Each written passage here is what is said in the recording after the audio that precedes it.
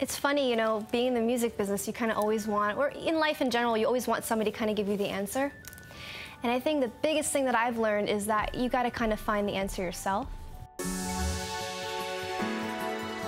I Can't Stop Drinking About You was about this guy that I loved, and he wasn't sure if he wanted to be with me or with his ex. So he told me that he wasn't sure and that I was basically an option. So yeah, it sucks. So I was at this bar and they had a bull that you could ride there, and I was actually riding the bull with my friends and drinking, and he actually called me to backpedal and be like, I'm so sorry, take me back, I should have never told you that, I love you. And I told him to leave me alone and that I was drinking about him and to never bother me ever again. So that's the story about Drinking About You. So when I told him I can't stop drinking about you on the phone, I was like, that is an amazing song title idea. Some producers that I'm working with on this album are the Monsters and Strangers. They're up-and-coming producers, which is exciting because we get to create stuff from scratch and we get to create a new sound, which is amazing. They have 2 new songs on the Maroon 5 album, which is exciting, so they're kind of growing with me. And they also produced I Can't Stop Drinking About You as well as other songs, which is exciting. So I'm trying to keep this album, you know, kind of a lot of up-and-coming producers so that we could create a new sound. Also, I've written some songs for myself that didn't fit the album, so I've given them to Usher, Tinashe, and David Guetta, which is exciting too. So I'm kind of collaborating on, you know, on the outside of my album as well, which is cool.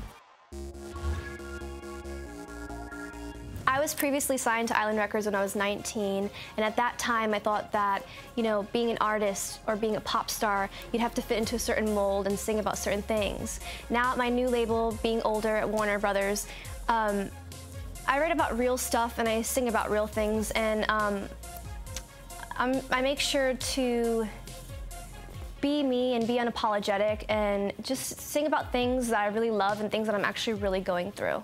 So it's very real and it's very raw, and I want my fans to see me, you know, in and out, on the inside and the outside. The positive thing about being a solo artist is that you get to create your own canvas. You get to paint your own canvas. So the way that you look, you get to choose. You get to do, you know, pick your own sound and style and write your own lyrics. Whereas like when you're in a band, you have to make sure you're making everybody else happy in the band, you know? The only negative is that sometimes it can get a little lonely on the road. It's, you know, when you're in a band, it's a little bit more exciting because you have all your, you know, you're in a band with your friends. And then you can't mess up. If you mess up, all eyes are on you.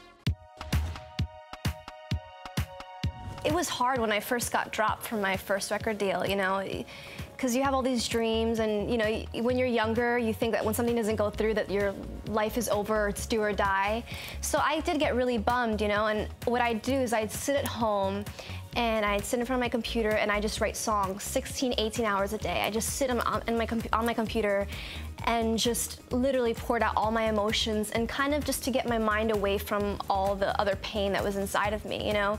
And that's where the song Monster came from, and I wrote a song that's on my current upcoming album, I'm Gonna Show You Crazy, about my trip seeing a therapist because I was so bummed and she was trying to prescribe me all these meds, and I said no, you know? Absolutely not, because I had music, and I think music is the most powerful thing in the universe. You know, it can really, for me, it's one of the only things that can take away pain, you know? When I put my headphones on, it's like nothing else exists. It's just me and the sounds. So music is a beautiful thing.